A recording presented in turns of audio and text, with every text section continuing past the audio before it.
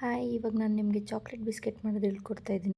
ಒಂದು ಪಾತ್ರೆಯಲ್ಲಿ 100 gram butter, half cup ಆಗುವಷ್ಟು ಡೇಟ್ಸ್ ಪೌಡ್ರು, 1/4 ಕಪ್ ಆಗುವಷ್ಟು ಕೋಕೋ ಪೌಡರು ಹಾಕ್ಕೊಂಡು ಚೆನ್ನಾಗಿ ಬೀಟ್ ಮಾಡ್ಕೊಳ್ಳಿ. ಚೆನ್ನಾಗಿ ಬೀಟ್ ಮಾಡಬೇಕು ಅದನ್ನು. ಇಲ್ಲಿ ನಾನೇ ವಿಡಿಯೋ ಮಾಡ್ತಿರ್ತೀನಿ, ನಿಮಗೆ ಬೀಟ್ ಮಾಡೋದೆಲ್ಲ ತೋರ್ಸೋಕ್ಕಾಗ್ತಾಯಿಲ್ಲ.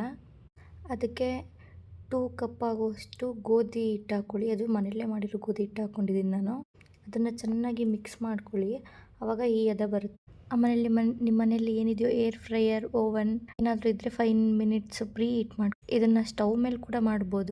ಆಮೇಲೆ ಅದು ರೌಂಡ್ ಮಾಡಿ ಇಟ್ಕೊಂಡಿರೋದನ್ನ ನೀಟಾಗಿ ಲಟ್ಟಿಸ್ಕೊಂಡು, ನಿಮ್ಗೆ ಎಷ್ಟು ದಪ್ಪ ಬೇಕೋ ಅಷ್ಟು ದಪ್ಪ ಲಟ್ಟಿಸ್ಕೊಂಡು, ಬಿಸ್ಕೆಟ್ ನಿಮ್ಗೆ ಯಾವ ಶೇಪ್ ಬೇಕೋ ಆ ಶೇಪಲ್ಲಿ ಕಟ್ ಮಾಡ್ಕೋಬೇಕು. ಇಲ್ಲಿ ನಾನು ರೌಂಡ್ ಶೇಪಲ್ಲಿ ಕಟ್ ಮಾಡ್ಕೊಂಡಿದ್ದೀನಿ. ಕಟ್ ಮಾಡಿಕೊಂಡು 5 ಮಿನಿಟ್ಸ್ ಪ್ರೀ ಹೀಟ್ ಮಾಡಿದ್ವಲ್ಲ, ಆ ಓವನ್ ಒಳಗಡೆ ಇಟ್ಟು ನಾನು ಇಲ್ಲಿ 160 ಡಿಗ್ರಿ ಸೆಲ್ಸಿಯಸ್ ಇಟ್ಬಿಟ್ಟು 10 ಮಿನಿಟ್ಸು ಇಡ್ತಾಯಿದ್ದೀನಿ. 10 ಮಿನಿಟ್ಸ್ ಆದಮೇಲೆ ಬಿಸ್ಕೆಟ್ ಈ ರೀತಿ ರೆಡಿಯಾಗಿರುತ್ತೆ. ನಾನು ಸ್ಟವಲ್ಲಿ ಮಾಡೋದು ನಿಮ್ಗೊಂದು ಸರಿ ತೋರಿಸ್ತೀನಿ.